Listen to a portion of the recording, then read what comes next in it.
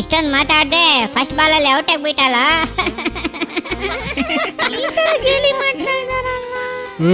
ಇವನಿಗೆ ಕ್ರಿಕೆಟ್ ಮಾತ್ರ ಅಲ್ಲ ಬೇರೆ ಯಾವ ಗೇಮು ಆಡಕ್ ಬರಲ್ಲ. ವೇಸ್ಟ್. ಇವನ್ನ ಕ್ರಿಕೆಟಿಗೆ ಕರೆದಿದ್ದೆ ವೇಸ್ಟ್ ಕಂಡ್ರೋ. ನೆಕ್ಸ್ಟ್ ಮ್ಯಾಚು ನೀನ್ ಅಂಪೇರ್ ಆಗಿರೋ.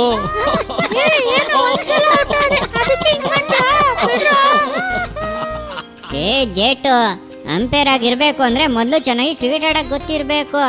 ಇವನಿಗೆ ಸರಿಯಾಗಿ ಬ್ಯಾಟಿಂಗ್ ಮಾಡಕ್ಕೆ ಬರಲ್ಲ, ಇವನಿಗೆ ಅಂಪೇರ್ ಆಗಿರ್ತಾನೆ. ನಿಂಗೇನ್ ತಲೆ ಕಟ್ಟಿದ್ಯಾ? ಏಯ್ ಯಾಕ್ರ ಇವಾಗ ಎಲ್ಲರೂ ಇವನ್ನ ಗೇಲಿ ಮಾಡ್ತಿದ್ದೀರಾ? ಇವಾಗ ಏನಾಯ್ತು? ಟಾಮಿ ಫಸ್ಟ್ ಬಾಲಲ್ಲಿ ಔಟ್ ಆದ ಅಷ್ಟೇ. ನೆಕ್ಸ್ಟ್ ಟೈಮ್ ಏನು ಸರಿಯಾಗಿ ಬ್ಯಾಟಿಂಗ್ ಆಡಲ್ವಾ ಏನು? ನಾವೆಲ್ಲರೂ ಅವನ ಫ್ರೆಂಡ್ಸು. ಒಬ್ರು ಕಷ್ಟದಲ್ಲಿ ಇರ್ಬೇಕಾದ್ರೆ ನಾವು ಅವ್ರನ್ನ ಸಂತೈಸ್ಬೇಕು. ಈ ತರ ಸುತ್ತ ನಿಂತ್ಕೊಂಡು ಅವ್ರನ್ನ ಗೇಲಿ ಮಾಡಬಾರ್ದು. ಒಬ್ಬರಿಗೊಬ್ಬರು ಸಂತೈಸಿ ಒಬ್ಬರಿಗೊಬ್ಬರು ಪ್ರೀತಿಯಿಂದ ಆಧರಿಸಿ ಮುಂದೆ ಹೋಗ್ಬೇಕು. ಅದುವೇ ನಿಜವಾದ ಫ್ರೆಂಡ್ಶಿಪ್ಗೆ ಗುರ್ತು. ಕರೆಕ್ಟಾಗಿ ಹೇಳ್ದೆ ಫ್ರೆಂಡ್. ನಿಮಗೆ ಪೀಟರ್ ಅಣ್ಣ ಕತೆ ಗೊತ್ತಾ? ಗೊತ್ತಿಲ್ಲ. ಸರಿ, ನಾನು ಹೇಳ್ತೀನಿ, ಗಮನವಾಗಿ ಕೇಳಿ. ರೀ, ಬೆಂಗಳೂರಿಗೆ ಹೋಗ್ತಾ ಇದ್ದೀರಲ್ವಾ, ಇವತ್ತಾದರೂ ಟೈಲರಿಂಗ್ ಮಿಷಿನ್ ಮೋಟ್ರ್ ತಗೊಬನ್ನಿ. ನೋಡೋಣ. ಏನು ನೋಡೋಣ? ಯಾವಾಗ ತಾನೇ ತರ್ತೀರಾ? ನಾನು ಎಷ್ಟು ತಿಂಗಳಿಂದ ಕೇಳ್ತಾ ಇದ್ದೀನಿ, ಯಾಕ್ರಿ ಹಿಂಗೆ ಮಾಡ್ತೀರಾ? ನಾನೇನಮ್ಮ ಮಾಡಲಿ? ಕೆಲಸದ ವಿಷಯವಾಗಿ ಹೋಗ್ಬೇಕಾದ್ರೆ ಇದಕ್ಕೆ ಅಂತ ಅಲಿಯಕ್ಕಾಗುತ್ತಾ? ಈ ಹಳೆ ಮಿಷಿನ್ನ ತುಳಿದು ಕಾಲೆಲ್ಲ ತುಂಬ ನೋಯ್ತಾ ಇದೆ ರೀ. ಸರಿಮ್ಮ, ಇವತ್ತು ತಗೊಂಬರ್ತೀನಿ. ಬಾಯ್. ಬಾಯ್ ಅಪ್ಪ.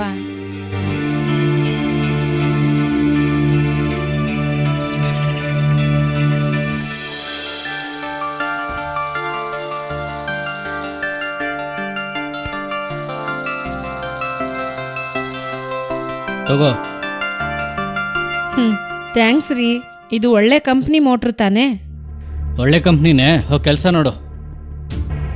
ಯಾಕ್ರಿ ತುಂಬ ಟೆನ್ಷನ್ ಆಗಿದ್ದೀರಾ? ಏನಾದರೂ ಸಮಸ್ಯೆನಾ? ಹೌದು, ದೊಡ್ಡ ಸಮಸ್ಯೆ. ಕಲೆಕ್ಷನ್ ಮಾಡಿದ ಕಂಪ್ನಿ ದುಡ್ಡನ್ನ ಕಳ್ಕೊಂಡ್ಬಿಟ್ಟೆ.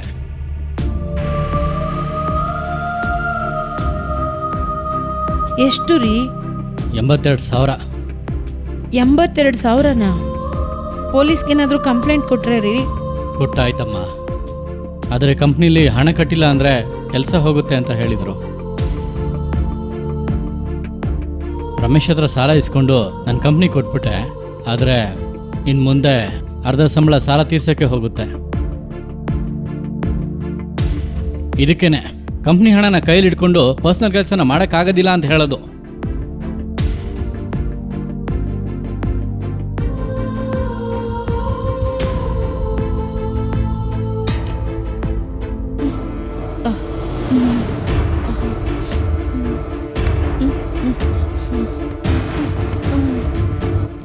ಅಮ್ಮ ಅಮ್ಮ ಅಪ್ಪ ಅಮ್ಮ ಪ್ರಜ್ಞೆ ತಪ್ಪಿ ಬಿದ್ಬಿಟ್ರು. ಅಮ್ಮ ಅಮ್ಮ ಅಪ್ಪ ತಗೊಳ್ಳಿಯಪ್ಪ. ಜಬಾ ಜಬಾ ಜಬಾ, ಏನಾಯ್ತು ನಿನಗೆ ಜಬಾ?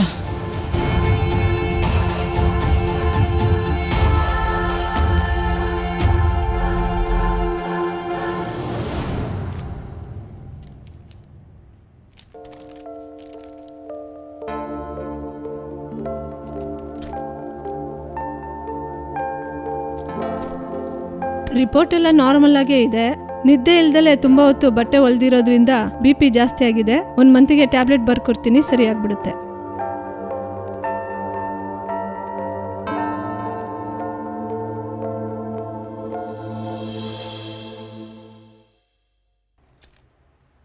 ಕೋಪ ಮಾಡ್ಕೋಬೇಡ ರಮೇಶ್. ಮೊದಲನೇ ತಿಂಗಳೇ ಹಣ ಕೊಡೋಕ್ಕಾಗ್ತಿಲ್ಲ. ದಿಢೀರಂತ ಆಸ್ಪತ್ರೆ ಖರ್ಚು ಬಂದ್ಬಿಡ್ತು. ಮುಂದಿನ ತಿಂಗಳು ಖಂಡಿತ ಕೊಡ್ತೀನೋ? ಸರಿನಾ? ಛೇ, ಬೆಳಬೆಳಗ್ಗೆ ಸಾಲ ಕೊಟ್ಟವ್ರಿಗೆ ಉತ್ತರ ಕೊಡಬೇಕು. ಅಪ್ಪ, 3rd ಟರ್ಮ್ ಫೀಸ್ ಕಟ್ಟಿಲ್ಲ ಅಂದರೆ ಎಕ್ಸಾಮ್ ಬರೆಯೋಕ್ಕಾಗಲ್ಲ ಅಂತ ಪ್ರಿನ್ಸಿಪಲ್ ಸರ್ ಹೇಳಿದ್ರು. ಇರೋ ಸಮಸ್ಯೆ ಸಾಲಲ್ಲ ಅಂತ ಇದು ಬೇರೆನಾ? ಏಯ್, ಯಾವ ಟೈಮಲ್ಲಿ ಏನು ಮಾತಾಡಬೇಕು ಗೊತ್ತಾಗಲ್ವಾ? ರೀ, ನೀವು ಹೋಗಿ ಚರ್ಚಿಗೆ ರೆಡಿಯಾಗಿ. ನಾನು ಬರಲ್ಲ, ನೀವು ಹೋಗಿ. ಯಾಕ್ರಿ? ಬೇಜಾರಾಗಿದೆ.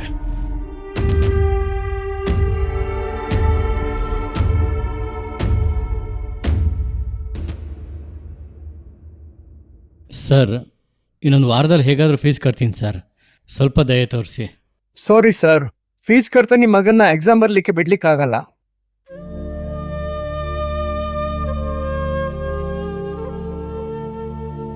2 ದಿನದೊಳಗಡೆ ಫೀಸ್ ಕಟ್ಟಕ್ಕೆ ದಾರಿ ನೋಡಿ. ಸರಿ ಸರ್.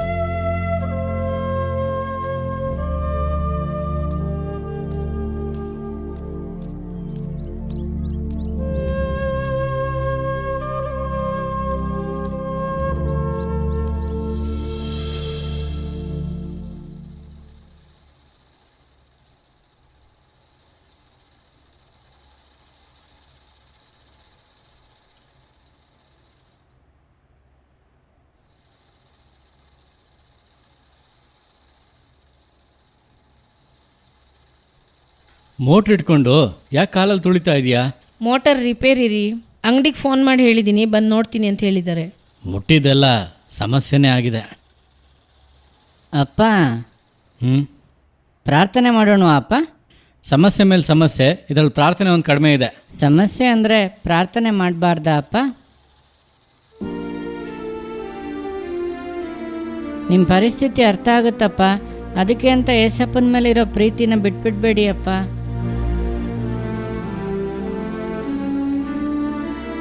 ಈ ಲೋಕದಲ್ಲಿ ನಮಗೆ ಮಾತ್ರ ಸಮಸ್ಯೆನಾ ಅಪ್ಪ? ಎಲ್ರಿಗೂ ಇದೆ ಅಲ್ವಾ? ಚಿಂತೆ ಮಾಡಬೇಡಿ, ನಮ್ಮ ಸಮಸ್ಯೆನ ಏಸಪ್ಪ ಖಂಡಿತ ಬದಲಾಯಿಸ್ತಾರೆ. ಕರ್ತನು ಭಕ್ತರನ್ನು ಕಷ್ಟಗಳೊಳಗಿಂದ ತಪ್ಪಿಸುವುದಕ್ಕೆ ಬಲ್ಲವನಾಗಿದ್ದಾನೆ ಅಂತ ಸತ್ಯವೇದ ಹೇಳುತ್ತಲ್ವಪ್ಪ. ಆದ್ದರಿಂದ ಈ ಪರಿಸ್ಥಿತಿಯಲ್ಲಿ ನಮ್ಮ ಭಕ್ತಿ ವೈರಾಗ್ಯ ಕಡಿಮೆ ಆಗಬಾರ್ದು ಅಪ್ಪ. ಈ ಪರಿಸ್ಥಿತಿ ಬೇಗ ಬದಲಾಗುತ್ತೆ. ಏಸಪ್ಪ ನಿಮ್ಮ ಸಮಸ್ಯೆನೆಲ್ಲ ಮಾರ್ಪಡಿಸ್ತಾರೆ. ಬನ್ನಿ ಅಪ್ಪ, ಪ್ರಾರ್ಥನೆ ಮಾಡೋಣ. ಹೌದ್ರಿ, ಎಲ್ಲ ಒಳ್ಳೆಯದೇ ಆಗುತ್ತೆ. ಬನ್ರಿ ಬನ್ರಿ.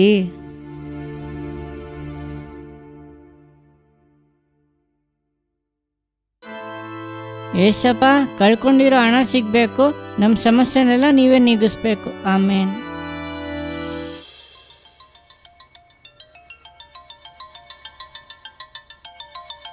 ಹಲೋ ಸರ್, ನಾವು ಮಿಷಿನ್ ಅಂಗಡಿಯಿಂದ ಮಾತಾಡ್ತಿರೋದು. ಏನಿಲ್ಲ ಸರ್, ಇವತ್ತು ಅಂಗಡಿ ಕ್ಲೀನ್ ಮಾಡಕ್ ಕೆಲಸ ಇರೋದ್ರಿಂದ ಸರ್ವಿಸ್ ಮಾಡೋಕ್ಕೆ ಬರಕ್ಕಾಗಲ್ಲ ಸರ್. 1-2 ದಿನ ಆದ್ಮೇಲೆ ಬರ್ತೀನಿ ಸರ್. ಸರಿ ಬನ್ನಿ. ಯಾರ್ರೀ? ಶೋಧನೆನೇ.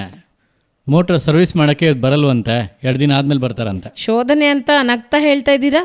ಶೋಧನೆಯನ್ನು ಸಹಿಸುವವನು ತಾನೇ ಧನ್ಯನು.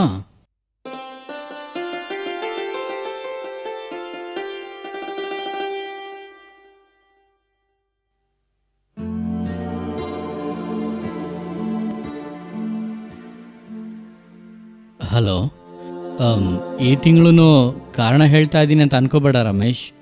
ಮಗನಿಗೆ ಸ್ಕೂಲ್ ಫೀಸ್ ಕಟ್ಟಬೇಕಾಯ್ತು. ಖಂಡಿತ 2 ದಿನದಲ್ಲಿ ಕೊಡ್ತೀನಿ. ಸರಿನೋ ಏನೋ ನೋಟ್ ಮಾಡು. ಏನನ್ನ ನಂಬಿ ಖಂಡಿತವಾಗಿ 2 ದಿನದಲ್ಲಿ ಕೊಡ್ತೀನಿ ಅಂತ ಹೇಳ್ತಾ ಇದ್ದೀರಾ? ಕರ್ತನನ್ನ ನಂಬಿ ಅಮ್ಮ.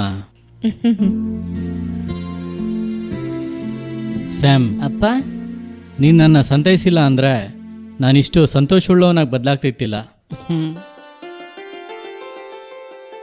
ಸರ್,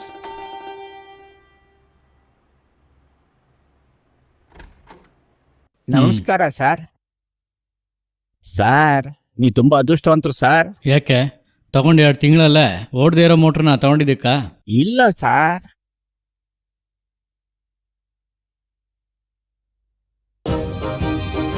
ಸರ್, ಅವತ್ತು ನೀವು ಹುಡುಕೊಂಡು ಬಂದಾಗ ಸಿಗದೆ ಇರೋ ದುಡ್ಡು ಇವತ್ತು ಅಂಗಡಿ ಕ್ಲೀನ್ ಮಾಡ್ಬೇಕಾದ್ರೆ ಸಿಕ್ತು ಸರ್.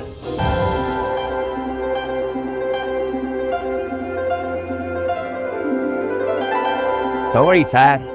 ತುಂಬ ಥ್ಯಾಂಕ್ಸ್ ಸರ್.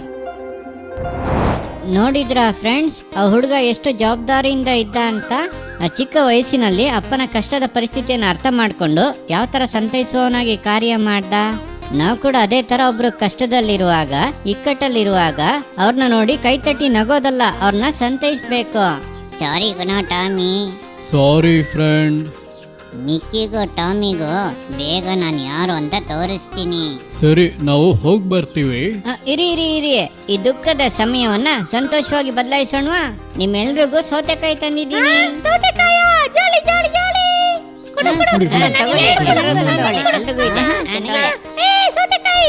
ಟಾಮಿ, ನೀನು ಸೌತೆಕಾಯಿನ ನೋಡೇ ಇಲ್ವಾ? ನಾನ್ ಸೌತೆಕಾಯಿ ನೋಡಿದೀನಿ, ಆದ್ರೆ ಈ ಸೌತೆಕಾಯಲ್ಲಿ ಏನೆಲ್ಲ ಒಳ್ಳೇದಿದೆ ಅಂತ ನಿಮ್ಗೆ ಗೊತ್ತಾ? ಅಷ್ಟೇ ತಾನೇ, ಬಾ ನಾನು ನಿನ್ನ ಕರ್ಕೊಂಡೋಗಿ ತೋರಿಸ್ತೀನಿ. ಏನಿದು ಬಹಳ ಬಿಸಿಯಾಗಿದೆಯಲ್ಲ, ಪರವಾಗಿಲ್ಲ, ನನಗೊಂದು ಸ್ವಲ್ಪ ಕೂಲ್ ಆಗಿದೆ. ಹಲೋ ಮಕ್ಕಳೇ, ಏನ್ ನೋಡ್ತಾ ಇದ್ದೀರಾ? ಏನಿವ್ನು ಸನ್ ಬಾತ್ ಮಾಡ್ತಾ ಇದ್ದಾನೆ ಅಂತ ಅನ್ಕೋತಾ ಇದ್ದೀರಾ? ಹೇಳ್ತೀನಿ ವೆಯ್ಟ್. ಅದಕ್ ಮುಂಚೆ ನನ್ನ ಹೆಸರೇನು ಅಂತ ನಿಮ್ಗೆ ಗೊತ್ತಾ? ಕರೆಕ್ಟ್ ಆಗಿ ಹೇಳಿದ್ರಿ, ನಾನೇ ಸೌತೆಕಾಯಿ, ಇಂಗ್ಲಿಷ್ ಅಲ್ಲಿ ಕುಕುಂಬರ್. ನನ್ನ ಹತ್ರ ಏನೆಲ್ಲ ಒಳ್ಳೇದಿದೆ ಅಂತ ನೋಡೋಣವಾ? ನನ್ನನ್ನ ತಿಂದ್ರೆ ತುಂಬಾ ರುಚಿಯಾಗಿರ್ತೀನಿ. ಅಷ್ಟೇ ಅಲ್ಲ ಮಕ್ಕಳೇ, ಇಂಡಿಯಾದಲ್ಲೇ ನನ್ನನ್ನ ಹೆಚ್ಚಾಗಿ ಉತ್ಪತ್ತಿ ಮಾಡೋದು. ನನ್ನಲ್ಲಿ ಹೆಚ್ಚಿನ ನೀರಿನ ಅಂಶ ಇರುತ್ತೆ. ಬೇಸಿಗೆಗಾಲದಲ್ಲಿ ಕೂಲಿಂಗ್ ಆಗಿರೋದಕ್ಕೆ ತುಂಬಾ ಜನ ನನ್ನ ಇಷ್ಟಪಟ್ಟು ತಿಂತಾರೆ. ನನ್ನನ್ನ ತಿಂದ್ರೆ ನಿಮ್ಗೆ ಕ್ಯಾನ್ಸರ್ ಬರ್ದೇ ಇರೋ ತರ ನನ್ನಿಂದ ತಡಿಲಿಕ್ಕೆ ಸಾಧ್ಯ. ನನ್ನ ಹತ್ರ ಮೆಗ್ನೀಷಿಯಂ, ಫೈಬರ್ ಮತ್ತು ಪೊಟ್ಯಾಷಿಯಂ ಕೂಡ ಇದೆ. ಇದು ನಿಮ್ಮ ರಕ್ತ ಹೆಚ್ಚಾಗಿ ನಿಮ್ಮನ್ನ ಆರೋಗ್ಯವಾಗಿ ಇಟ್ಕೊಳ್ಳೋದಕ್ಕೆ ಹೆಲ್ಪ್ ಮಾಡುತ್ತೆ. ಮಕ್ಕಳೇ, ಅಷ್ಟು ಮಾತ್ರ ಅಲ್ಲ, ಈಗೆಲ್ಲ ಮೊಬೈಲ್ ಫೋನ್, ಲ್ಯಾಪ್ಟಾಪ್ನೆಲ್ಲ ಹೆಚ್ಚಾಗಿ ಉಪಯೋಗಿಸ್ತಾ ಇದ್ದೀವಿ. ಅದರಿಂದ ಕಣ್ಣಿನ ದೃಷ್ಟಿ ಸ್ವಲ್ಪ ಸ್ವಲ್ಪ ಕಡಿಮೆ ಆಗುವಾಗ ಕನ್ನಡಕ ಹಾಕೊಳ್ಳುವಂತ ಪರಿಸ್ಥಿತಿ ಬರುತ್ತೆ. ಆದ್ರಿಂದ ನೀವು ನನ್ನನ್ನ ನಿಮ್ಮ ದೇಹದಲ್ಲಿ ಸೇರಿಸಿದ್ರೆ ನಿಮ್ಮ ಕಣ್ಣಿನ ದೃಷ್ಟಿ ಚೆನ್ನಾಗಿರೋದಕ್ಕೆ ನಾನ್ ನಿಮ್ಗೆ ಹೆಲ್ಪ್ ಮಾಡ್ತೀನಿ. ಓಕೆ ಮಕ್ಕಳೇ, ನನ್ನನ್ನ ತಿನ್ನಿ, ಹೆಲ್ತಿ ಆಗಿರಿ. ನಿಮ್ ಫ್ರೆಂಡ್ಸ್ ಜೊತೆನೂ ನನ್ ಬಗ್ಗೆ ಹೇಳಿ. ಓಕೆ ಮಕ್ಕಳೇ, ಬಾಯ್. ಏನ್ ಟಾಮಿ, ಸೌತೆಕಾಯಿ ಬಗ್ಗೆ ನೀನ್ ನೋಡ್ದ? ನಮ್ ದೇಹಕ್ಕೆ ಅದು ಎಷ್ಟು ಒಳ್ಳೇದು ಅಂತ ನೀನು ತಿಳ್ಕೊಂಡ? ಚೆನ್ನಾಗಿ ತಿಳ್ಕೊಂಡೆ. ಸೌತೆಕಾಯಿ ತಿನ್ನೋಣ, ನಾವು ಹೆಲ್ತಿ ಆಗಿರೋಣ. ಇಲ್ಲಿ ನೋಡು. ಸ್ವೈಪರ್, ಏನಾಯ್ತು? ಅದು ಏನಿಲ್ಲ ಟಾಮಿ, ನಿನ್ನೆ ಸ್ವೈಪರ್ ಸಿಸ್ಟರ್ನ ಪೋಷಕಾಂಶ ಕೊರತೆ ಅಂತ ಹಾಸ್ಪಿಟ್ಲಿಗೆ ಸೇರಿಸಿದ್ದಾರೆ. ಅವಳು ತುಂಬಾ ಕಷ್ಟಪಡ್ತಿದ್ದಾಳೆ, ಅದಕ್ಕೆ ಇವನು ದುಃಖವಾಗಿದ್ದಾನೆ. ಸ್ವೈಪರ್, ಚಿಂತೆ ಮಾಡ್ಬೇಡ, ಬೇಗ ನಿನ್ ಸಿಸ್ಟರ್ ಗುಣವಾಗಿ ಬರ್ತಾರೆ. ಈ ಕಷ್ಟದ ಪರಿಸ್ಥಿತಿಯಲ್ಲಿ ನಾವೆಲ್ಲರೂ ಸೇರಿ ಸ್ವೈಪರ್ ಸಿಸ್ಟರ್ಗಾಗಿ ಪ್ರಾರ್ಥನೆ ಮಾಡೋಣ. ಟಾಮಿ, ಸ್ವೈಪರ್ ಸಿಸ್ಟರ್ಗಾಗಿ ಪ್ರಾರ್ಥನೆ ಮಾಡಕ್ ಮುಂಚೆ ನಿಮ್ಮೆಲ್ಲರಿಗೂ ಒಂದನ್ನ ತೋರಿಸ್ತೀನಿ. ನೀವೆಲ್ಲರೂ ನನ್ನ ಜೊತೆ ಬನ್ನಿ.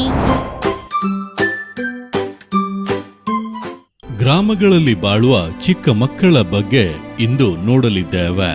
ಇಂಡಿಯಾದ ಹೆಚ್ಚಿನ ಭಾಗಗಳಲ್ಲಿ 73% ಚಿಕ್ಕ ಮಕ್ಕಳು ಗ್ರಾಮಗಳಲ್ಲಿ ವಾಸವಾಗಿದ್ದಾರೆ. ಮಕ್ಕಳೇ, ಅವರಿಗೆ ಸರಿಯಾದ ಪೋಷಕಾಂಶ, ಆಹಾರ, ಶಿಕ್ಷಣ, ಸೌಕರ್ಯಗಳು, ಸುರಕ್ಷತೆ ಕೂಡ ಇಲ್ಲ. ಸರಿಯಾದ ವೈದ್ಯಕೀಯ ಸೌಕರ್ಯಗಳು ಕೂಡ ಅನೇಕ ಕಡೆಗಳಲ್ಲಿ ಇಲ್ಲ.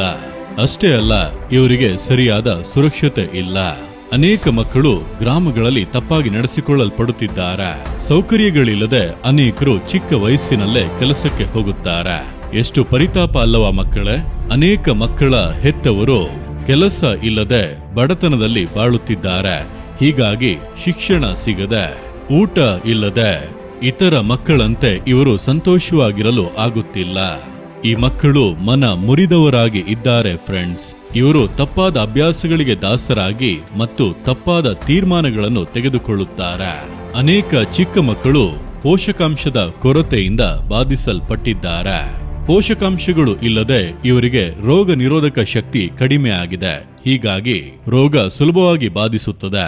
ಇವರಿಗೆ ಅವಶ್ಯವಿರುವ ಶಿಕ್ಷಣ, ವೈದ್ಯಕೀಯ ಸೌಕರ್ಯಗಳು, ಸುರಕ್ಷತೆ ಇದೆಲ್ಲವೂ ಸಿಗುವಂತೆ ನಾವು ಪ್ರಾರ್ಥಿಸೋಣವಾ? ಹಲೋ ಮಕ್ಕಳೇ, ಈ ನೋ ಆ್ಯಂಡ್ ಪ್ರೇ ಸೆಗ್ಮೆಂಟಲ್ಲಿ ನಿಮ್ಮೆಲ್ಲರನ್ನು ನೋಡೋದು ತುಂಬ ಸಂತೋಷ. ಇವಾಗ ನೀವು ವಿಡಿಯೋ ನೋಡಿದ್ರಲ್ವಾ? ಗ್ರಾಮಗಳಲ್ಲಿರುವಂಥ ಚಿಕ್ಕ ಮಕ್ಕಳಿಗಾಗಿ ಇವತ್ತು ನಾವು ಪ್ರಾರ್ಥಿಸಲಿದ್ದೇವೆ. ಎಲ್ಲರೂ ಇರುವಂತ ಸ್ಥಳದಲ್ಲಿ ಮೊಣಕಾಲು ಹಾಕೊಂಡು ಕಣ್ಗಳನ್ನ ಮುಚ್ಚಿ ಪ್ರಾರ್ಥಿಸೋಣವಾ? ನಮ್ಮನ್ನು ಬಹಳವಾಗಿ ಪ್ರೀತಿಸುವ ಯೇಸುವೆ, ಈ ಸಮಯದಲ್ಲಿ ಗ್ರಾಮಗಳಲ್ಲಿರುವ ಚಿಕ್ಕ ಮಕ್ಕಳಿಗಾಗಿ ನಾವು ಪ್ರಾರ್ಥಿಸುತ್ತೇವಪ್ಪ. ದೇವರೇ, ನೀವು ಅವರನ್ನು ಆಶೀರ್ವದಿಸಬೇಕಾಗಿ ಪ್ರಾರ್ಥಿಸುತ್ತೇವೆ. ಅವರಿಗೆ ಬೇಕಾದ ಜ್ಞಾನ, ಆರೋಗ್ಯ, ಶಿಕ್ಷಣ ದೇವರೇ ನೀವು ಕೊಡಬೇಕಾಗಿ ಪ್ರಾರ್ಥಿಸುತ್ತೇವೆ. ದೇವರೇ, ಅನೇಕ ಮಕ್ಕಳು ದೇವರೇ ಬಡತನದಲ್ಲಿದ್ದಾರಪ್ಪ. ಅವರ ಅವಶ್ಯಕತೆಗಳನ್ನೆಲ್ಲ ನೀವು ಸಂಧಿಸಬೇಕಾಗಿ ನಾವು ಪ್ರಾರ್ಥಿಸುತ್ತೇವಪ್ಪ. ದೇವರೇ, ಅವರ ಪೇರೆಂಟ್ಸ್ ಕೆಲಸ ಇಲ್ಲದೆ ಇದ್ದಾರಪ್ಪ. ಅವರಿಗೆ ಬೇಕಾದ ಕೆಲಸವನ್ನು ನೀವು ಕೊಡಬೇಕಾಗಿ ನಾವು ಪ್ರಾರ್ಥಿಸುತ್ತೇವೆ. ಅವರ ಅವಶ್ಯಕತೆಗಳನ್ನೆಲ್ಲ ನೀವು ಸಂಧಿಸಬೇಕಾಗಿ ಪ್ರಾರ್ಥಿಸುತ್ತೇವೆ. ಗವರ್ಮೆಂಟ್ ಮೂಲಕ ದೇವರೇ ಅವರಿಗೆ ಸಹಾಯವು ಬರಲಿ. ನೀವು ಅವರಿಗೆ ಕೃಪೆ ತೋರಿಸಬೇಕಾಗಿ ಪ್ರಾರ್ಥಿಸುತ್ತೇವೆ. ಈ ವಿಷಯಕ್ಕಾಗಿ ನಮ್ಮ ಮಧ್ಯದಲ್ಲಿರುವಂತಹ ಅಭಿಷೇಕ್ ಈಗ ಪ್ರಾರ್ಥನೆ ಮಾಡಲಿದ್ದಾರೆ. ಪ್ರೀತಿ ಒಳ್ಳೆಯ ಯೇಸಪ್ಪ, ಈ ಸಮಯಕ್ಕಾಗಿ ಸ್ತೋತ್ರ. ಈ ಸಮಯದಲ್ಲಿ ಗ್ರಾಮಗಳಲ್ಲಿರುವಂಥ ಪ್ರತಿಯೊಬ್ಬ ಮಕ್ಕಳಿಗಾಗಿ ಪ್ರಾರ್ಥನೆ ಮಾಡ್ತೇವೆ. ಗ್ರಾಮದಲ್ಲಿರುವಂಥ ಪ್ರತಿಯೊಬ್ಬ ಚಿಕ್ಕ ಮಕ್ಕಳನ್ನು ರಕ್ಷಿಸಿ ಯೇಸಪ್ಪ. ಯೇಸಪ್ಪ ಅವರಿಗೆ ಆಹಾರ ವಸ್ತ್ರ ಇಲ್ಲದೆ ಕಷ್ಟಪಡ್ತಿದ್ದಾರೆ. ಗ್ರಾಮದಲ್ಲಿರುವಂಥ ಚಿಕ್ಕ ಮಕ್ಕಳಿಗೆ ಸರಿಯಾದಂಥ ಶಿಕ್ಷಣ ಇಲ್ಲದೆ ಕಷ್ಟಪಡ್ತಿದ್ದಾರೆ ಯೇಸಪ್ಪ. ಅವರ ಎತ್ತವರಿಗೆ ಸರಿಯಾದ ಕೆಲಸ ಇಲ್ಲದೆ ಕಷ್ಟಪಡ್ತಿದ್ದಾರೆ ಯೇಸಪ್ಪ. ಅಂತ ಮಕ್ಕಳಿಗಾಗಿ ಪ್ರಾರ್ಥಿಸ್ತೇವೆ. ಅವರು ಎಲ್ಲೆಲ್ಲೋ ಹೋಗಿ ತಪ್ಪಾದ ಸ್ನೇಹಿತರೊಂದಿಗೆ ಸೇರಿ ತಪ್ಪಾದಂಥ ಅಭ್ಯಾಸಗಳಿಗೆ ದಾಸರಾಗಿ ತಪ್ಪಾದ ಕಾರ್ಯಗಳಿಗೆ ಒಳಗಾಗ್ತಾ ಇದ್ದಾರೆ ಯೇಸಪ್ಪ. ಅಂತ ಕಾರ್ಯಗಳೆಲ್ಲ ನೀಗೋಗ್ಬೇಕಾಗಿ ನಾವು ಪ್ರಾರ್ಥಿಸ್ತೇವೆ ಯೇಸಪ್ಪ. ಅವರೆಲ್ಲ ರಕ್ಷಣೆ ಹೊಂದಬೇಕಾಗಿ ಪ್ರಾರ್ಥಿಸ್ತೇವೆ. ಪ್ರತಿಯೊಂದು ಕುಟುಂಬಗಳನ್ನ ಯೇಸಪ್ಪ ನೀವು ಆಶೀರ್ವದಿಸಿ ಯೇಸಪ್ಪ. ಅವ್ರಿಗೆ ಬೇಕಾದ ಎಲ್ಲ ಸೌಕರ್ಯವನ್ನ, ಕೆಲಸಗಳನ್ನೆಲ್ಲ ಸರ್ಕಾರದಿಂದ ಸರಿಯಾಗಿ ಸಿಗುವಂತೆ ಮಾಡಿ ಯೇಸಪ್ಪ. ಅವರ ಜೀವನ ಮಟ್ಟ ಮೇಲ್ ಬರುವಂತೆ, ಅವ್ರ ದುಃಖ ಸಂತೋಷವಾಗಿ ಬದಲಾಗುವಂತೆ ಕೃಪೆ ಕೊಡಿ ಯೇಸಪ್ಪ.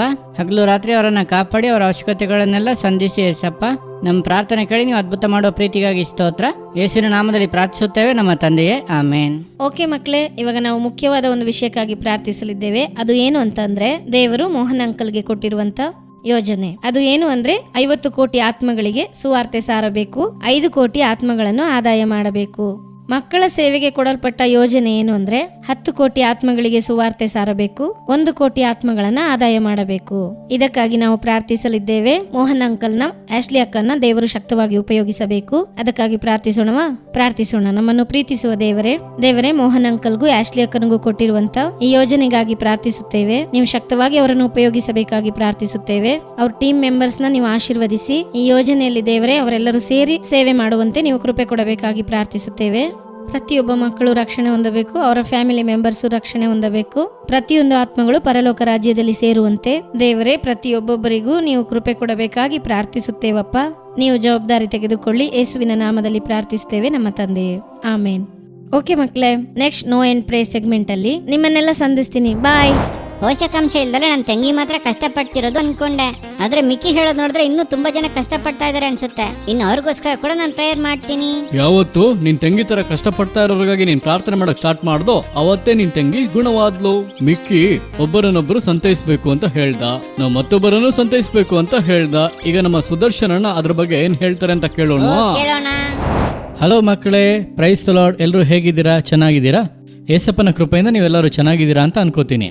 ಸೂಪರ್ ಆಗಿದ್ದಂಥ ಒಂದು ನಾಟಕವನ್ನು ನೀವು ನೋಡಿದ್ರಲ್ವಾ? ಈಗ ನಾಟಕಕ್ಕೆ ಆಧಾರವಾಗಿ ನಾವೊಂದು ವಾಕ್ಯವನ್ನು ಧ್ಯಾನಿಸಿ ನಂತರ ಒಂದು ಕಥೆಯನ್ನ ಕೇಳಿ ನಾವು ಪ್ರಾರ್ಥನೆ ಮಾಡಿ ಮುಗಿಸಲಿದ್ದೇವೆ. ಸರಿನಾ? ನಾನೊಂದು ವಾಕ್ಯವನ್ನು ಓದ್ತೀನಿ. 1 ಥೆಸಲೋನಿಕ 5ನೇ ಅಧ್ಯಾಯ 11ನೇ ವಾಕ್ಯ. ನಾನು ಈ ವಾಕ್ಯವನ್ನು ಓದ್ತೀನಿ, ಎಲ್ಲರೂ ಕೂಡ ಗಮನವಾಗಿ ಕೇಳಿ. ಆದುದರಿಂದ ನೀವು ಈಗ ಮಾಡುತ್ತಿರುವ ಪ್ರಕಾರವೇ ಒಬ್ಬರನ್ನೊಬ್ಬರು ಸಂತೈಸಿಕೊಳ್ಳುತ್ತಾ ಒಬ್ಬರ ಭಕ್ತಿಯನ್ನೊಬ್ಬರು ವೃದ್ಧಿ ಪಡಿಸುತ್ತಾ ಇರ್ರಿ. ಇಲ್ಲಿ ಏಸಪ್ಪ ನಮಗೆ ಹೇಳಿದರೆ, ನೀವು ಒಬ್ಬರನ್ನೊಬ್ಬರು ಸಂತೈಸಬೇಕು. ಕಂಫರ್ಟ್ ಒನ್ ಅನದರ್, ಒಬ್ಬರನ್ನೊಬ್ಬರು ಸಂತೈಸಿರಿ. ಇಂದು ಅನೇಕ ಚಿಕ್ಕ ಮಕ್ಕಳು ಅಪ್ಪ ಅಮ್ಮ ಇಲ್ದಲೇ ಇದ್ದಾರೆ, ಊಟಕ್ಕೆ ಗತಿ ಇಲ್ದಲೇ ಇದ್ದಾರೆ, ಕಷ್ಟಪಡ್ತಾ ಇದ್ದಾರೆ. ಅನಾಥಾಶ್ರಮಗಳಲ್ಲೆಲ್ಲ ಬಹಳ ಕಷ್ಟಪಡ್ತಾ ಇದ್ದಾರೆ. ಅವರು ಕಷ್ಟಪಡುವಾಗ ಏನು ಹೇಳ್ತಾರೆ? ಅಯ್ಯೋ, ನನಗೆ ಹೆಲ್ಪ್ ಮಾಡೋಕ್ಕೆ ಯಾರಿದ್ದಾರೆ, ನನಗೆ ಅಂತ ಯಾರಿದ್ದಾರೆ, ನನ್ನನ್ನು ಮೇಲೆತ್ತೋದಕ್ಕೆ ಯಾರಾದರೂ ಇದ್ದಾರಾ ಅಂತ ಅವರ ಹೃದಯದಲ್ಲಿ ತುಂಬಾನೇ ಕಷ್ಟಪಡ್ತಾ ಇರ್ತಾರೆ. ಆ ಥರ ಇರುವಂಥ ಯಾರಾದರೂ ಮಕ್ಕಳು ನಿಮ್ಮ ಜೊತೆ ಓದ್ತಾ ಇರೋದಾದರೆ ನೀವು ಅವ್ರಿಗೆ ಹೇಳಬೇಕಾಗಿರುವಂಥ ಮಾತು, ಏಸಪ್ಪನ ಪ್ರೀತಿಯನ್ನು ನೀವು ಅವ್ರಿಗೆ ಹೇಳ್ತೀರಲ್ವಾ, ಆ ಮಾತು ಏಸುವನ್ನು ನೀವು ಹೇಳುವಾಗ ಅವ್ರಿಗೆ ದೊಡ್ಡ ಸಾಂತ್ವನವಾಗಿ ಇರುತ್ತೆ. ಒಂದು ವೇಳೆ ಅವರು ತಪ್ಪು ಮಾಡುವವರಾಗಿ ಪಾಪ ಮಾಡುವವರಾಗಿ ಇದ್ರೆ ನೀವು ಅವ್ರಿಗೆ ಆಲೋಚನೆ ಕೊಡಬೇಕು. ನೀನು ಈ ರೀತಿ ಇರು, ಈ ರೀತಿ ಇದ್ರೆ ಮಾತ್ರ ಪರಲೋಕಕ್ಕೆ ಹೋಗ್ಲಿಕ್ಕೆ ಸಾಧ್ಯ. ಆ ರೀತಿ ಅವರ ಭಕ್ತಿ ವೃದ್ಧಿ ಆಗುವಂತೆ ನಾವು ಅವರನ್ನ ಸಂತೈಸಬೇಕು, ಅವರನ್ನ ಮುನ್ನಡೆಸ್ಬೇಕಂತ ಏಸಪ್ಪ ನಮಗೆ ಹೇಳಿದ್ದಾರೆ. ಸರಿ, ಇದೇ ತರನೇ ಬೈಬಲ್ ಅಲ್ಲಿ ಒಂದು ಸಂಭವ ಇದೆ. ಆ ಸಂಭವದ ಕಡೆಗೆ ನಾವು ನೋಡೋಣವಾ? ಎಲ್ಲರೂ ಕೂಡ ನನ್ನ ಜೊತೆ ಬೈಬಲ್ ಅನ್ನ ತಿರುಗಿಸಿ 2 ಅರಸುಗಳು 5ನೇ ಅಧ್ಯಾಯ. 2 ಅರಸುಗಳು 5ನೇ ಅಧ್ಯಾಯದಲ್ಲಿ ಒಂದು ಸಂಭವ ಇದೆ, ಒಂದು ಚಿಕ್ಕ ಕತೆ. ಸರಿನಾ? ಕಥೆಯನ್ನ ಕೇಳೋಣವಾ? ಒಬ್ಬ ದೊಡ್ಡ ರಾಜ ಇದ್ದ, ಸಿರಿಯಾ ಎಂಬಂತ ದೇಶದ ರಾಜ. ರಾಜನಿಗೆ ಸೇನಾಧಿಪತಿ ಒಬ್ಬ ಇದ್ದ. ಈ ಚಿತ್ರದಲ್ಲಿ ಕಾಣ್ತಾ ಇದೆಯಾ? ಅವನ ಹೆಸರು ಏನಂದ್ರೆ ನಾಮಾನನು. ಅವನು ದೊಡ್ಡ ಸೇನಾಧಿಪತಿ, ದೊಡ್ಡ ರಣಶೂರನು, ಭಯಂಕರ ಪರಾಕ್ರಮಶಾಲಿ. ಇವನಿಗೆ ಒಂದು ರೋಗ ಇತ್ತು. ಏನ್ ರೋಗ ಗೊತ್ತಾ? ದೇಹ ಪೂರ್ತಿ ಕುಷ್ಠರೋಗ. ಅವನ ಮುಖ ನೋಡಿದ್ರೆ ಹಾಗೆ ಡಾಟ್ ಡಾಟ್ ಆಗಿದೆ ಅಲ್ಲ, ಅದೆಲ್ಲ ವಾಸನೆ ಬರ್ತಾ ಇರುತ್ತೆ. ಅವನು ಬಹಳ ದೊಡ್ಡ ಪರಾಕ್ರಮಶಾಲಿ, ಆದ್ರೆ ಅವನ ಶರೀರದಲ್ಲಿ ಈ ರೀತಿ ಕುಷ್ಠರೋಗ ಇತ್ತು. ಹೀಗಾಗಿ ಅವರ ಹೆಂಡತಿ ಬಹಳ ಸೋತು ಹೋಗಿದ್ರು. ನನ್ನ ಗಂಡನಿಗೆ ಈ ರೀತಿ ಕುಷ್ಠರೋಗವಾಗಿದೆಯಲ್ಲ ಅಂತ ಅವರು ತುಂಬಾನೇ ಸೋತು ಹೋಗಿದ್ರು. ಅವರ ಮನೆಯಲ್ಲಿ ಕೆಲಸ ಮಾಡುವಂತ ಒಬ್ಳು ಹುಡುಗಿ ಇದ್ಲು. ಓಕೆನಾ? ಆ ಹುಡುಗಿ ಯಾರಂದ್ರೆ ಇಸ್ರೇಲ್ ದೇಶದಲ್ಲಿ ಕರ್ತನನ್ನ ಆರಾಧಿಸುವಂತ ಹುಡುಗಿ, ದೇವರನ್ನ ಆರಾಧಿಸುವಂತ ಬಹಳ ಭಕ್ತಿಯುಳ್ಳಂತ ಒಬ್ಬಳು ಮಗಳು. ಇವಳು ಆ ಮನೆಯಲ್ಲಿ ದಾಸಳಂತ ಇದ್ದಾಳೆ. ಅವಳು ಆ ರೀತಿ ಇರುವಾಗ, ಅಮ್ಮ ಯಾಕೆ ನೀವು ಶೋಕವಾಗಿದ್ದೀರಾ? ಇಸ್ರಾಯೇಲ್ನಲ್ಲಿ ಒಬ್ಬರು ದೇವರಿದ್ದಾರೆ, ಇಸ್ರಾಯೇಲ್ನ ದೇವರು. ಅವ್ರ ಹತ್ರ ನಾವು ಪ್ರಾರ್ಥನೆ ಮಾಡಿದ್ರೆ ಅವರು ನಮಗೆ ಅದ್ಭುತವನ್ನು ಮಾಡ್ತಾರೆ. ಅಯ್ಯ, ಅವ್ರಿಗೆ ಈ ಥರ ರೋಗ ಇದೆಯಲ್ಲ, ನೀವು ಇಸ್ರೇಲ್ ದೇವ್ರ ಬಳಿ ಪ್ರಾರ್ಥನೆ ಮಾಡಿದರೆ, ಇಸ್ರೇಲ್ ದೇಶಕ್ಕೆ ಹೋದ್ರೆ ಅಲ್ಲಿ ಪ್ರವಾದಿ ಇದ್ದಾರೆ, ಅವ್ರ ಬಳಿ ಹೋದ್ರೆ ನಿಮಗೆ ವಾಸಿ ಆಗುತ್ತೆ, ನೀವು ಹೋಗಿ ಆ ಪ್ರವಾದಿಯನ್ನ ನೋಡಿ ಅಂತ ಈ ಚಿಕ್ಕ ಹುಡುಗಿ ಅವಳ ಯಜಮಾನಿಗೆ ಹೇಳ್ತಾ ಇದ್ದಾಳೆ. ಆ ಯಜಮಾನಿ ಅವರ ಗಂಡನಿಗೆ ನಾಮಾನನಿಗೆ ಹೇಳಿದ್ರು, ಈ ರೀತಿ ಇಸ್ರೇಲ್ನಲ್ಲಿ ದೇವರಿದ್ದಾರೆ, ಆ ದೇವರಿಗೆ ಆ ದೇಶದಲ್ಲಿ ಪ್ರವಾದಿಗಳು ಇದ್ದಾರೆ, ಅಲ್ಲಿ ಎಲಿಷಾ ಎಂಬಂತ ಪ್ರವಾದಿ ಇದ್ದಾನೆ, ಅವ್ರನ್ನ ಹೋಗಿ ನೋಡಿದ್ರೆ ನಿಮ್ಮ ರೋಗವೆಲ್ಲ ನೀಗುತ್ತಂತೆ, ನೀವು ಹೋಗಿ ಅಲ್ಲಿ ನೋಡಿ ಅಂತ ಹೇಳಿದ್ರು. ಓ ಹೌದಾ, ನಾನು ಹೋಗ್ತೀನಿ ಅನ್ಬಿಟ್ಟು ಇವನು ನೇರವಾಗಿ ಅಲ್ಲಿಗೆ ಹೋದ. ಅದಕ್ಕೆ ಮುಂಚೆ ಏನ್ ಮಾಡ್ಬೇಕು, ರಾಜನ ಹತ್ರ ಒಂದು ರೆಕಮೆಂಡೇಶನ್ ಲೆಟರ್ ತೆಗೆದುಕೊಂಡು ಹೋಗ್ಬೇಕಂತ ಸಿರಿಯಾ ದೇಶದ ರಾಜನ ಬಳಿ ಹೋಗಿ, ಅಯ್ಯ ನನಗೆ ಈ ತರ ಒಂದು ರೋಗ ಇದೆಯಲ್ಲ, ಇಸ್ರೇಲ್ ನಲ್ಲಿರುವಂತ ಪ್ರವಾದಿ ಬಳಿ ನಾನು ಹೋಗ್ತಿದ್ದೀನಿ, ನನಗೊಂದು ಲೆಟರ್ನ ಕೊಡಿ. ಓ ಹೌದಾ, ತಗೋ ರೆಕಮೆಂಡೇಶನ್ ಲೆಟರ್, ನನ್ನ ಸೇನಾಧಿಪತಿ ಅಲ್ಲಿ ಬರ್ತಾ ಇದ್ದಾನೆ, ಅವನಿಗೆ ನೀವು ಸಹಾಯ ಮಾಡಿ ಅಂತ ಅನ್ಬಿಟ್ಟು ಸಿರಿಯಾ ದೇಶದ ರಾಜ ಇಸ್ರೇಲ್ ದೇಶದ ರಾಜನಿಗೆ ಒಂದು ಲೆಟರ್ನ ಕಳಿಸ್ಕೊಟ್ಟ. ನೇರವಾಗಿ ಲೆಟರ್ ತಗೊಂಡು ಹೋದ. ಅಲ್ಲಿ ಚಿನ್ನ ಉಡುಗೊರೆಗಳನ್ನು ತೆಗೆದುಕೊಂಡು ಇಸ್ರೇಲ್ ರಾಜನನ್ನ ಹೋಗಿ ಸಂಧಿಸ್ತಾ. ಹೋಗಿ ಆ ಲೆಟರ್ನ ರಾಜನಿಗೆ ಕೊಟ್ಟಾಗ ರಾಜ ಅದನ್ನು ನೋಡಿ ತುಂಬ ಕೋಪಗೊಳ್ತಾನೆ. ಈ ಥರ ತುಂಬ ಕಾರ್ಯಗಳು, ನನ್ನ ಜೊತೆ ಜಗಳವಾಡಲಿಕ್ಕೆ ಕಾರಣ ಹುಡುಕ್ತಾ ಇದ್ದಾರೆ ಅಂತ ಅಂದ್ಬಿಟ್ಟು ರಾಜನು ತಪ್ಪಾಗಿ ಅರ್ಥ ಮಾಡ್ಕೊಂಡ. ಆಗ ಈ ಒಂದು ಸುದ್ದಿ ಎಲಿಷಾ ಪ್ರವಾದಿಗೆ ತಲುಪ್ತು. ಅಯ್ಯೋ, ನೀವು ಅಷ್ಟೊಂದೆಲ್ಲ ಯೋಚನೆ ಮಾಡಬೇಡಿ ರಾಜ, ಆ ನಾಮಾನನ್ನ ನನ್ನ ಬಳಿ ಕಳಿಸಿ, ನಾನು ನೋಡ್ಕೋತೀನಿ ಅಂತ ಅವನು ಹೇಳ್ದ. ನೇರವಾಗಿ ನಾಮಾನ ಅಲ್ಲಿಂದ ಎಲಿಷನ ಮನೆಗೆ ಕಳುಹಿಸಲ್ಪಡ್ತಾ ಇದ್ದಾನೆ. ನಾಮಾನ ಎಲಿಷನ ಮನೆಯ ಬಾಗಿಲಲ್ಲಿ ನಿಂತಿದ್ದಾನೆ. ಎಲಿಷಾ ಏನ್ ಮಾಡ್ತಾನೆ ಗೊತ್ತಾ? ಎಲಿಷಾ ಪ್ರಾರ್ಥನೆ ಮಾಡ್ತಿದ್ದಾನೆ. ಎಲಿಷಾ ಕೂತ್ಕೊಂಡು ದೇವ್ರ ಬಳಿ ಪ್ರಾರ್ಥನೆ ಮಾಡ್ತಿದ್ದಾನೆ. ನಾಮಾನ ಹೊರಗಡೆ ಬಾಗಿಲಲ್ಲಿ ನಿಂತ್ಕೊಂಡು ಕಾಯ್ತಾ ಇದ್ದಾನೆ. ತುಂಬಾ ಹೊತ್ತು ಕಾಯ್ತಾನೆ ಇದ್ದಾನೆ. ಆಗ ದಿಢೀರಂತ ಎಲಿಷಾ ತನ್ನ ಸೇವಕನನ್ನ ಕರೆದು ಹೇಳ್ತಾರೆ, ಹೊರಗಡೆ ನಾಮಾನ ನಿಂತಿದ್ದಾನಲ್ವ, ಅವನ ಹತ್ರ ಹೋಗ್ಬಿಟ್ಟು ನೀನು ಹೋಗಿ ಯೋರ್ದಾನ್ ನದಿಯಲ್ಲಿ 7 ಸಾರಿ ಮುಳುಗಿ ಸ್ನಾನ ಮಾಡಿ ಹೋಗ್ಲಿಕ್ಕೆ ಹೇಳು, ಅವನ ಸಮಸ್ಯೆ ಎಲ್ಲ ಸರಿಯಾಗುತ್ತೆ, ರೋಗ ಎಲ್ಲ ಗುಣ ಆಗುತ್ತೆ, ಹೋಗ್ಲಿಕ್ಕೆ ಹೇಳು. ಎಲಿಷನ ಸೇವಕ ಓಡಿ ಓಡಿ ಬಂದ್ಬಿಟ್ಟು ನಾಮಾನನ ಹತ್ರ, ಅಯ್ಯ ಇಸ್ರೇಲ್ ದೇಶದಲ್ಲಿ ಯೋರ್ದಾನ್ ಎಂಬುದಾಗಿ ಒಂದು ನದಿ ಇದೆ, ಅಲ್ಲಿ ಹೋಗಿ ನೀವು 7 ಸಲ ಮುಳುಗಿ ಸ್ನಾನ ಮಾಡಿದ್ರೆ ನೀವು ಸರಿಯಾಗಿ ಬಿಡ್ತೀರಾ, ಹೋಗಿ ಅಂತ ಹೇಳ್ದ. ಆ ಥರ ಹೇಳಿದ ತಕ್ಷಣ ಈ ಶೂರನಾಗಿದ್ದಂಥ ಸೇನಾಧಿಪತಿ ನಾಮಾನನಿಗೆ ತುಂಬಾನೇ ಕೋಪ. ಏನಿದು, ನಮ್ಮ ದೇಶದಲ್ಲಿ ಸೂಪರ್ ಆಗಿ ಒಳ್ಳೊಳ್ಳೆ ನದಿಗಳೆಲ್ಲ ಇದೆ, ಆ ನದಿ ನೀರಿಗಿಂತ ಇಸ್ರೇಲ್ ದೇಶದಲ್ಲಿರುವಂಥ ಈ ನದಿ ನೀರೇನು ತುಂಬಾನೇ ಶ್ರೇಷ್ಠನ ಅಂತ ಕೋಪದಲ್ಲಿ ಇದ್ದ. ಅವನು ಹಿಂತಿರುಗಿ ಹೋಗ್ತಾ ಇದ್ದಾನೆ. ಹೋಗುವಂಥ ಸಮಯದಲ್ಲಿ ಅವನ ಜೊತೆಗೆ ಇದ್ದಂಥವ್ರು ಹೇಳಿದ್ರು, ಅಯ್ಯ ನೀವು ದೊಡ್ಡ ದೊಡ್ಡ ಕಾರ್ಯಗಳನ್ನಾದ್ರೆ ಮಾಡ್ಬಿಡ್ತೀರಾ, ಇದು ಚಿಕ್ಕ ಕೆಲಸ ಅಲ್ವಾ, ನದಿ ನೀರಲ್ಲಿ ಹೋಗಿ ಮುಳುಗೋದು ಅಂದ್ರೆ ಅದು ಅಲ್ಪವಾದಂಥ ವಿಷಯ ಅಲ್ವಾ, ಇದನ್ನ ಸುಲಭವಾಗಿ ಮಾಡ್ಬೋದು, ಹೋಗಿ ಮಾಡಿ ನೋಡೋಣ ಅಂತ ಹೇಳಿದ್ರು. ಓಕೆ ಸರಿ, ಮಾಡಿ ನೋಡೋಣ ಬನ್ನಿ ಅನ್ಬಿಟ್ಟು ನೇರವಾಗಿ ಯೋರ್ದಾನ್ ನದಿಗೆ ಹೋದ್ರು. ಇವನು ಕುಷ್ಠರೋಗಿಯಾಗಿ ಇದ್ನ, ನೇರ ಹೋಗಿ ಆ ನೀರಲ್ಲಿ ಇಳಿತಾನೆ. ಇಸ್ರೇಲ್ ದೇವರು ಅದ್ಭುತವನ್ನು ಮಾಡ್ತಾರೆ ಅನ್ನೋ ನಂಬಿಕೆಯಿಂದ ನೀರಲ್ಲಿ ಇಳಿತಾ ಇದ್ದಾನೆ. ಈಗ ಒಂದು ಸಲ ಮುಳುಗಿ ನೋಡ್ತಾನೆ, ಕೈ ನೋಡಿದ್ರೆ ಏನು ಗುಣ ಆಗಿಲ್ಲ. 2ನೇ ಸಲ ಮುಳುಗಿ ಎದ್ದನು, ಏನೂ ಆಗ್ಲಿಲ್ಲ. ಇದೇ ತರ ಅವನು 7ನೇ ಸಲ ಮುಳುಗಿ ಎದ್ದೇಳುವಾಗ ಅವನ ಶರೀರ ಹೇಗಾಯ್ತಂತೆ ಗೊತ್ತಾ? ಚಿಕ್ಕ ಮಗುವಿನ ಚರ್ಮದಂತೆ ಆಯ್ತಂತೆ. ಚಿಕ್ಕ ಮಕ್ಕಳ ಚರ್ಮ ಹೇಗಿರುತ್ತೆ, ಬಹಳ ಕ್ಲಿಯರ್ ಆಗಿ ಸಾಫ್ಟ್ ಆಗಿರುತ್ತೆ ಅಲ್ವಾ, ಆ ಥರ ಅವನ ಸ್ಕಿನ್ನು ತುಂಬಾನೇ ಸಾಫ್ಟ್ ಆಯ್ತು. ಅಂತ ಅವನು ಕುಣಿದು ನಲಿತಾ ಇದ್ದಾನೆ. ಅದುವರೆಗೂ ಅವನ ದೇಹದಲ್ಲಿ ನಾತ ಬರ್ತಾನೆ ಇತ್ತು. ಯಾರೋ ಅವನ ಹತ್ರ ನಿಂತ್ಕೊಳ್ಳೋಕ್ಕಾಗಲ್ಲ, ಅಷ್ಟು ದುರ್ವಾಸನೆ. ಅಷ್ಟು ಮಟ್ಟಿಗೆ ಬಹಳ ಕೇವಲವಾಗಿ ಅಸಹ್ಯವಾಗಿದ್ದಂಥ ಅವನ ದೇಹ ಅವತ್ತು ಬಹಳ ಸೂಪರ್ ಆಗಿ ಬದಲಾಯಿತು. ಅವನ ಸ್ಕಿನ್ ತುಂಬಾ ಸಾಫ್ಟ್ ಆಗಿ ಬದಲಾಯಿತು. ಆಗ ಅವನು ಹೇಳ್ತಾ ಇದ್ದಾನೆ, ಇಸ್ರಾಯೇಲ್ಯರ ದೇವರೇ ದೇವರು, ಇಸ್ರಾಯೇಲ್ಯರ ದೇವರನ್ನ ಬಿಟ್ರೆ ಬೇರೆ ದೇವರೇ ಇಲ್ಲ. ಆ ರೀತಿ ಹೇಳಿ ದೇವರನ್ನ ಮಹಿಮೆ ಪಡಿಸಿದನು. ಯಾವುದಕ್ಕಾಗಿ? ಒಬ್ಬ ಅನ್ಯ ದೇಶದ ಸೇನಾಧಿಪತಿ ದೇವರನ್ನ ಘನಪಡಿಸ್ತಾ ಇದ್ದಾನೆ ಗೊತ್ತಾ? ಒಬ್ಬರನ್ನೊಬ್ಬರು ಸಂತೈಸಿ ಅಂತ ಹೇಳಿದಂತೆ ಅವನ ಮನೆಯಲ್ಲಿ ಕೆಲಸದವಳಾಗಿದ್ದಂತ ಆ ಚಿಕ್ಕ ಹುಡುಗಿ, ನೀವು ಕರ್ತನನ್ನ ಹುಡುಕಿ ನೋಡಿ ಅಂತ ಒಂದು ಆಲೋಚನೆ ಕೊಟ್ಲು. ಹಾಗಾದ್ರೆ ಇವತ್ತು ಮಕ್ಕಳೇ, ನೀವು ನಿಮ್ಮ ಫ್ರೆಂಡ್ಸಿಗೆ ಏಸಪ್ಪನನ್ನ ತೋರಿಸ್ಬೇಕು, ಸರಿನಾ? ಈ ತರ ಸಾಂತ್ವನ ಇಲ್ಲದೆ ತುಂಬಾ ಜನ ಇದ್ದಾರೆ, ರೋಗಿಗಳಾಗಿದ್ದಾರೆ, ಸಮಸ್ಯೆಯಲ್ಲಿ ಇದ್ದಾರೆ. ನೀವು ಹೇಳುವಂತ ಒಂದು ಮಾತು ಅವರ ಜೀವನದಲ್ಲಿ ದೊಡ್ಡ ಆಶೀರ್ವಾದವನ್ನ ಬರಮಾಡುತ್ತೆ. ಕೆಲವರು ಸೋತು ಹೋದಂತ ಅವಸ್ಥೆಯಲ್ಲಿ ಇರ್ತಾರೆ, ಕೆಲವರು ಕೈ ಬಿಡಲ್ಪಟ್ಟು ಇನ್ನು ಜೀವನ ಅಷ್ಟೇ ಎಂಬಂತೆ ಇರ್ತಾರೆ, ಕೆಲವರು ನಾನು ಇನ್ ಮುಂದೆ ಯಾಕೆ ಬಾಳ್ಬೇಕು ಅಂತ ಇರ್ತಾರೆ, ಎಕ್ಸಾಮ್ ಅಲ್ಲಿ ಫೇಲ್ ಆಗಿರೋದ್ರಿಂದ ಮನಸ್ಸು ಮುರಿಯಲ್ಪಟ್ಟವರಾಗಿರ್ತಾರೆ. ಇಂಥವರಿಗೆ ನೀವು ಏಸಪ್ಪನ ಪ್ರೀತಿಯನ್ನ ಹೇಳಿದ್ರಿ ಅನ್ಕೊಳ್ಳಿ, ಏಸಪ್ಪ ಅವ್ರನ್ನ ಮೇಲೆ ಕೆತ್ತಲಿಕ್ಕಾಗುತ್ತೆ, ಏಸಪ್ಪ ಅವ್ರನ್ನ ಸಂತೈಸ್ಲಿಕ್ಕೆ ಆಧರಿಸ್ಲಿಕ್ಕಾಗುತ್ತೆ, ಧೈರ್ಯಪಡಿಸ್ಲಿಕ್ಕೆ ಆಗುತ್ತೆ. ಆದ್ರಿಂದನೇ ವಾಕ್ಯ ಹೇಳುತ್ತೆ, ಒಬ್ಬರನ್ನ ಒಬ್ಬರು ಸಂತೈಸಿರಿ, ಭಕ್ತಿ ವೃದ್ಧಿ ಹೊಂದುತ್ತಾ ಇರಿ ಎಂಬುದಾಗಿ ಏಸಪ್ಪ ನಮಗೆ ಹೇಳಿದ್ದಾರೆ. ಹಾಗಾಗಿ ಇವತ್ತು ನಾಮಾನನಿಗೆ ಸೌಖ್ಯ ಸಿಗ್ಲಿಕ್ಕೆ ಕಾರಣ ಒಬ್ಬಳು ಚಿಕ್ಕ ಹುಡುಗಿ, ದಾಸಿಯಾಗಿ ಕೆಲಸ ಮಾಡ್ತಾ ಇದ್ದಂತ ಚಿಕ್ಕ ಹುಡುಗಿ. ಆದ್ರಿಂದ ಇವತ್ತು ಈ ಪ್ರೋಗ್ರಾಮ್ ನೋಡ್ತಾ ಇರುವಂತ ಮಕ್ಕಳೇ, ಯಾರ್ಯಾರು ಈ ತರ ವ್ಯಾಧಿಯಲ್ಲಿ, ಸಮಸ್ಯೆಯಲ್ಲಿ, ಕಷ್ಟದಲ್ಲಿ, ಹೋರಾಟದಲ್ಲಿ, ಕೈ ಬಿಡಲ್ಪಟ್ಟಂತ ಅವಸ್ಥೆಯಲ್ಲಿ ಇದ್ದಾರೋ ಅವ್ರಿಗೆ ಏಸಪ್ಪನ ಬಗ್ಗೆ ಹೇಳಿ, ಏಸಪ್ಪನ ಹತ್ರ ಪ್ರಾರ್ಥನೆ ಮಾಡು, ಅದ್ಭುತ ನಡೆಯುತ್ತೆ ಅಂತ ಹೇಳಿ. ನೀನು ಮೊಣಕಾಲು ಹಾಕಿ ಏಸಪ್ಪನ ಹತ್ರ ಪ್ರಾರ್ಥನೆ ಮಾಡು, ನಿನಗೆ ಜಯ ಕೊಡ್ತಾರೆ ಅಂತ ಹೇಳಿ. ಅವರು ಪ್ರಾರ್ಥನೆ ಮಾಡ್ತಾರೆ, ಏಸಪ್ಪ ಅವರಿಗೆ ಅದ್ಭುತ ಮಾಡ್ತಾರೆ. ಆಗ ಅವ್ರು ಹೇಳ್ತಾರೆ, ಏಸುವೆ ದೇವರು ಅಂತ ದೇವರನ್ನ ಮಹಿಮೆ ಪಡಿಸ್ತಾರೆ. ಓಕೆನಾ? ಹಾಗಾಗಿ ನೀವು ಏಸಪ್ಪನ ಬಗ್ಗೆ ಮತ್ತೊಬ್ಬರಿಗೆ ಹೇಳೋದು ಅವರನ್ನ ಸಂತೈಸ್ಲಿಕ್ಕೆ ಸಮ. ಈಗ ನನ್ನ ಜೊತೆ ಸೇರಿ ಪ್ರಾರ್ಥನೆ ಮಾಡ್ತೀರಾ? ಏಸಪ್ಪ, ನಾನು ಕೂಡ ಚಿಕ್ಕ ಹುಡುಗಿ ತರನೇ ದೇವರನ್ನ ಪರಿಚಯ ಪಡಿಸ್ಬೇಕು, ಏಸಪ್ಪನನ್ನ ಪರಿಚಯ ಪಡಿಸ್ಬೇಕು, ಅದರ ಮೂಲಕ ಅನೇಕರು ಸಂತೈಸಲ್ಪಡಬೇಕು, ಅದಕ್ಕೆ ಒಪ್ಪಿಸಿ ಕೊಡ್ತೇನೆ ಏಸಪ್ಪ ಅಂತ ನೀವು ಸೇರಿ ಪ್ರಾರ್ಥನೆ ಮಾಡ್ತೀರಾ? ದೇವರೇ, ನಾವು ನಿಮ್ಗೆ ಒಂದನೇನು ಹೇಳ್ತೇವೆ, ಈ ಕಾರ್ಯಕ್ರಮವನ್ನು ನೋಡಿ ನನ್ನೊಂದಿಗೆ ಸೇರಿ ಪ್ರಾರ್ಥನೆ ಮಾಡ್ತಾ ಇರುವಂತ ಪ್ರತಿಯೊಬ್ಬೊಬ್ಬರಿಗಾಗಿ ನಾವು ಪ್ರಾರ್ಥಿಸ್ತೇವೆ. ದೇವರೇ, ನಾಮಾನನ ಹಾಗೆ ವ್ಯಾಧಿಯ ಅವಸ್ಥೆಯಲ್ಲಿ, ಕೈ ಬಿಡಲ್ಪಟ್ಟಂತ ಪರಿಸ್ಥಿತಿಯಲ್ಲಿ, ದೇವರೇ ನಮಗೆ ಅಂತ ಯಾರಿದ್ದಾರೆ, ಸಂತೈಸ್ಲಿಕ್ಕೆ ಯಾರು ಇಲ್ವಲ್ಲ ಅಂತ ಹೇಳಿ, ದೇವರೇ ದೇವರೇ ಎಂದು ಕಣ್ಣೀರಿಂದ ಪ್ರಾರ್ಥಿಸ್ತಾ ಇರುವಂತ ಪ್ರತಿಯೊಬ್ಬೊಬ್ಬರಿಗಾಗಿ ನಾವು ಪ್ರಾರ್ಥಿಸ್ತೇವೆ. ಈಗಲೇ ಅವರ ಸಮಸ್ಯೆಗಳು ನೀಗಲಿ ದೇವರೇ, ಹೋರಾಟಗಳು ನೀಗಲಿ ದೇವರೇ, ಕೈ ಬಿಡಲ್ಪಟ್ಟಂತ ಪರಿಸ್ಥಿತಿ ಬದಲಾಗಲಿ ದೇವರೇ, ಈ ವ್ಯಾಧಿಯ ಹಾಸಿಗೆ ಬದಲಾಗಲಿ ದೇವರೇ. ಯೇಸುವೆ, ನೀವು ಒಬ್ಬೊಬ್ಬರನ್ನ ಸಂತೈಸಬೇಕಾಗಿ ಪ್ರಾರ್ಥನೆ ಮಾಡ್ತೇನಪ್ಪ. ದೇವರೇ, ಈ ಕಾರ್ಯಕ್ರಮವನ್ನು ನೋಡಿ ನನ್ನೊಂದಿಗೆ ಸೇರಿ ಪ್ರಾರ್ಥಿಸ್ತಾ ಇರುವಂತ ಪ್ರತಿಯೊಬ್ಬ ಮಕ್ಕಳಿಗಾಗಿ ನಾನು ಪ್ರಾರ್ಥನೆ ಮಾಡುತ್ತೇನೆ. ಪ್ರತಿಯೊಬ್ಬೊಬ್ಬರು ಕೂಡ ಚಿಕ್ಕ ಹುಡುಗಿಯಂತೆ ದೇವರೇ ಸಮಸ್ಯೆಗಳಲ್ಲಿರುವಂತಹ ಜನರಿಗೆ ಯೇಸುವನ್ನು ಪರಿಚಯ ಪಡಿಸುವಂತ ಕೃಪೆಯನ್ನು ಕೊಡಿರಿ ದೇವರೇ, ಅಂತ ವಿಶೇಷ ಕೃಪೆಯಿಂದ ತುಂಬಿಸಿ ದೇವರೇ. ನಾಮಾನನಿಗೆ ಅದ್ಭುತ ನಡೆಯುವುದಕ್ಕೆ ಕಾರಣವಾಗಿ ಇದ್ದಂತ ದೇವರ ಆ ಚಿಕ್ಕ ಹುಡುಗಿಯ ಹಾಗೆ ಪ್ರತಿಯೊಬ್ಬ ಮಕ್ಕಳು ಕೂಡ ಬದಲಾಗಬೇಕಾಗಿ ಪ್ರಾರ್ಥಿಸ್ತೇನೆ. ಪರಲೋಕದ ದೇವರು ಅದ್ಭುತ ಮಾಡಬೇಕಾಗಿ ಪ್ರಾರ್ಥಿಸ್ತೇನೆ ಅಪ್ಪ.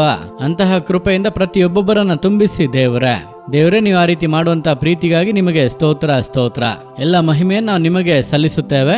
ಯೇಸುವಿನ ನಾಮದಲ್ಲಿ ಪ್ರಾರ್ಥಿಸುತ್ತೇವೆ ತಂದೆಯೇ, ಆಮೇನ್.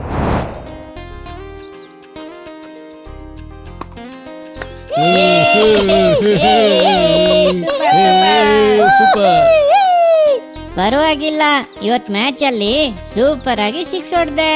ಫ್ರೆಂಡ್ಸ್, ಒಬ್ರು ಸೋತ್ರು ಅಂತ ಹೇಳಿದ್ರೆ ಅವ್ರನ್ನ ಹೀನೈಸಿ ಮಾತಾಡ್ದಲೆ ಅವ್ರನ್ನ ಸಂತೈಸುವಂತೆ 4 ಮಾತಾಡಿದ್ರೆ ನಿಶ್ಚಯವಾಗಿ ಅವರಿಂದನೂ ಜಯಿಸ್ಲಿಕ್ಕೆ ಸಾಧ್ಯ. ಹೌದು ಫ್ರೆಂಡ್, ಕರೆಕ್ಟ್ ಆಗಿ ಹೇಳ್ದೆ.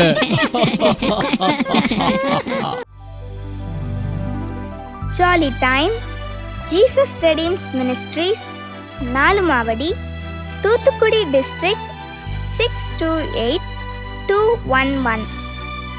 For 24 hours prayer support, call 08035454545. God bless you.